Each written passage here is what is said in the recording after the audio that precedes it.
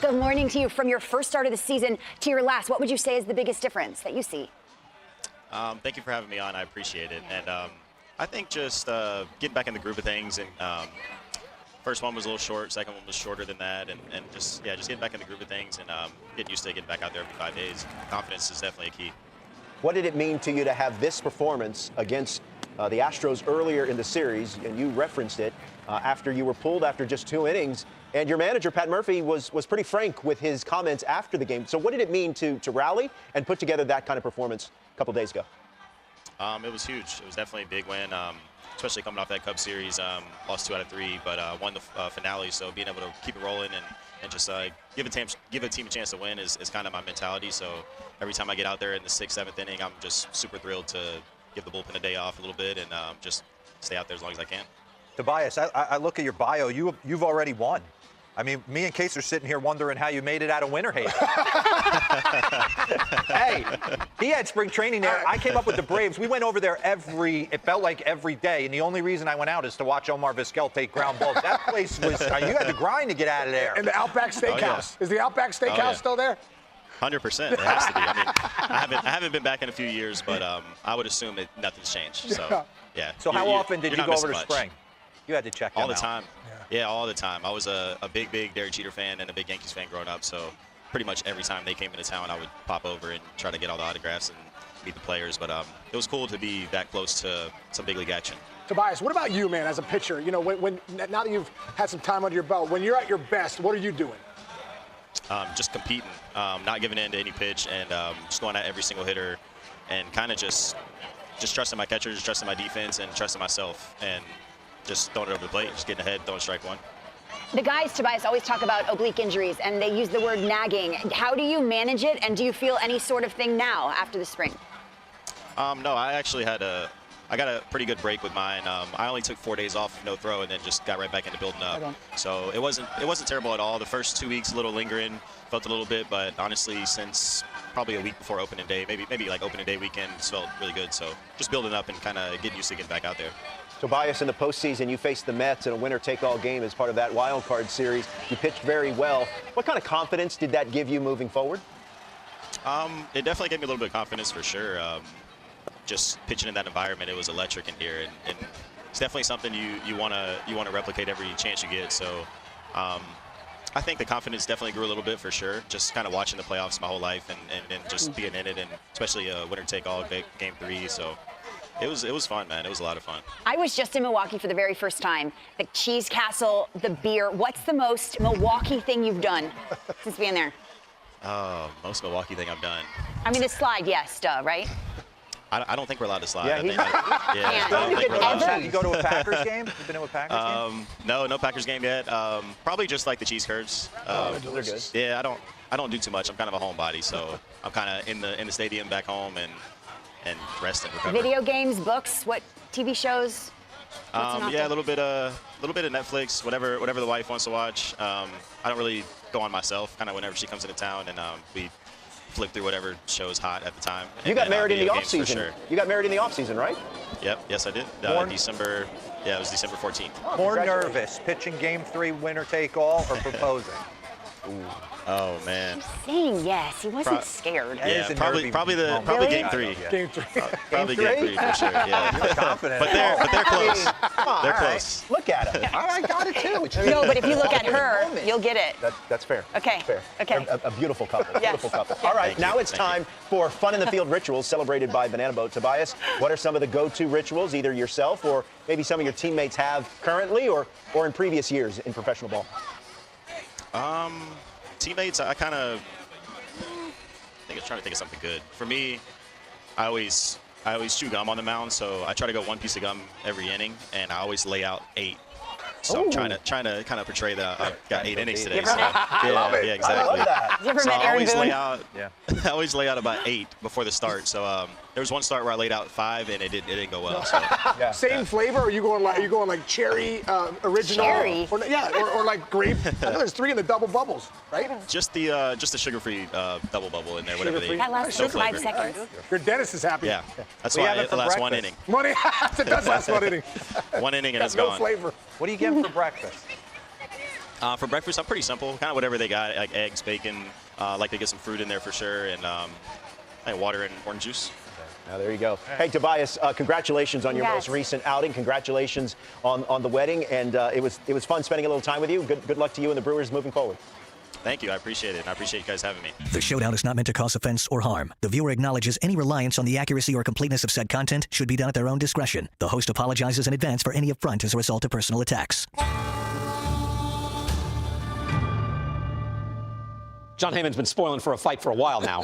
This guy just walks around. Sure he does. Walks around all the time saying, but you pay attention. I give you credit. You're up on top of things. So I know your number one thing, the number one bee in your bonnet is that the Tigers are the best team in the American League. Sell me on that. Best ERA in the American League, 2.96. Best pen ERA, 2.57. Best record in Major League Baseball, 22-10 since they were swept by the Dodgers, who we'll talk about in a little while. Okay, yeah. Well, I mean, the best record in the American League. That's what we are talking about, the American League. The American League is the weaker league at this point, at least at the top. And you could argue the best teams are in the National League. But of the best teams in the American League, the Tigers are the best. They're undefeated when Joe pitches. They have the best pitcher with Skubal. Look at our friend Baez. I told you he was a great signing a long time ago. 6 years later, He's you're right. Glove center fielder. He's hitting around 300 with an 800 OPS. Yeah. He is incredible. I mean, right now, they're the best in the American League. Not saying the best in baseball. Best in the American League. Right. You're making good points, and they're the best record right now. And they're also, to my point, like the point I made earlier, they're a good team. They're better on the field than they are on paper. Right. Going into a series with the Yankees, though, would you favor Detroit? I don't know if I'm there. The Yankees have elite firepower that the Tigers do not. Right. Well, the Tigers, top to bottom of that rotation, are really good. You got Job, who's an extreme talent, throws 99 as your number 5 starter. That's a pretty good rotation. Mize is now a 1-1 pick. He's now showing why he was a 1-1 pick. Torkelson on the other end, 1-1 pick. He is killing it as well. Best pen in the league, best pitching. I give you the Yankees as the best hitting team in the American League, but I'm going to take that best pitching team, particularly a pitching team that's got 5 good starters plus an excellent pen, plus a manager who knows how to deploy that pen maybe better than any other manager in baseball. I'm not even arguing that. I think A.J. Hitch is the number one manager in baseball. I think he showed that last year. And you aggressively platooning, aggressively pitch hitting, and yet in a series, if you're saying who's winning the Tigers and the Yankees, I'm still going Yankees. Unless if Parker Meadows is back and a star, and I think that's possible, and he may be back mid-May or something like that, then it's possible. But otherwise, I don't see them as having the firepower. Still not believing in my guy Baez, obviously, but Baez has made baseball-y plays. We put him on this show. The Yankees at the top of the team with Judge. I mean, Rodon's now killing it. Fried's the best pitcher in the arguably in the league. I'm still going Skubal, but they are a bit top-heavy. Look at the bottom of that rotation. After Rodon and Fried, you're not wrong. Versus 5 starters versus 2 starters, that's a big difference. That's a good sell. Now, I pointed out that the Dodgers were, not my phrasing, because you'll misinterpret what I said. I do. Were, over the first month, a tad underwhelming in their bid for global dominance. That's all I'm saying. That their bench is weak.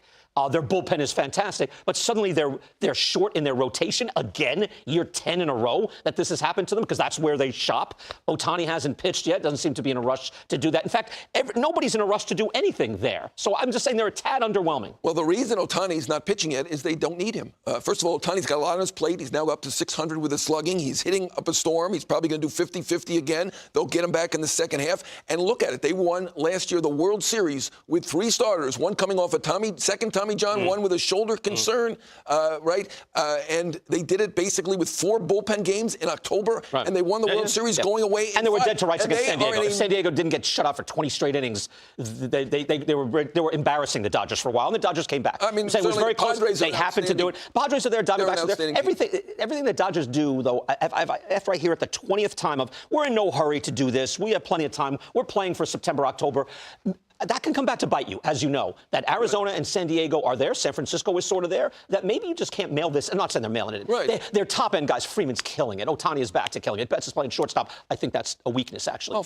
But their top-end guys are killing it. Well, for a team that is slow playing it and not worried, they do have the best record in baseball. That's still by this pretty okay. That's your argument. That's the best record by a little. Tad underwhelming. I'm not sure how that works, but Gonsolin, May are looking good. Kershaw just threw a no-hitter in the minor leagues. He'll be back in late May. Not even late May, May 18th. Tracking no-hitters in the minor leagues. It is is Clayton Kershaw? It's a no-hitter. For it's a limited amount. modern-day no-hitter, 6 innings. I mean, they're in much better shape than they were last year, and you know at the deadline they can do what they want. They are the best trading team. They do anything they want. They get everybody they want. Well, that's why there's a little pushback. That's why I'm not worried about them, too. I mean, now they have the best record, but you know they're going to make a big move at the deadline, and they don't even need to make a big move. They already have the best bullpen, which got them there last year. And they've added bullpen is great. Yates to the bullpen. They've added Scott to the bullpen. Yeah. Phillips is back. He hasn't given up a We're not run arguing yet. the bullpen. Kopech The bullpen is good. Well, the bullpen is huge. I don't know if you're aware of this. The bullpen is very important. Is that important in baseball these days? I was not aware of that, John. Tad underwhelming. All right, at what point, let me just, since you're a veteran scribe, at what point do you start picking up on Aaron Judge is chasing 400? At what point can we do that? I've already picked up on it. I mean, look at that trend line. Hit 267 a couple years ago, 322 last year,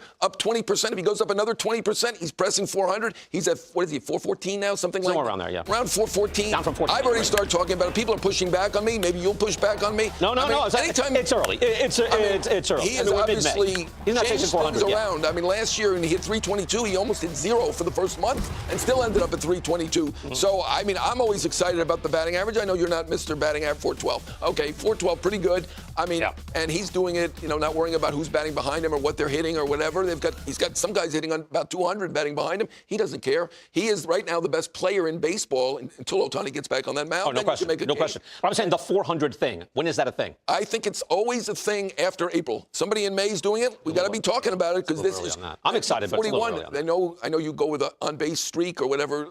Ted Williams whatever on-base streak, obscure streak you're looking at. It should be a bigger thing. The biggest thing in baseball. 406 Ted Williams. 400. You still think people get excited? I want to be excited about it, so I'm just going to let that go. Okay. I want to be excited. All right, thank you. You're excited. I appreciate that. All right, good. I'll use Burr in your saddle. I love that. I like that. John Heyman, the best.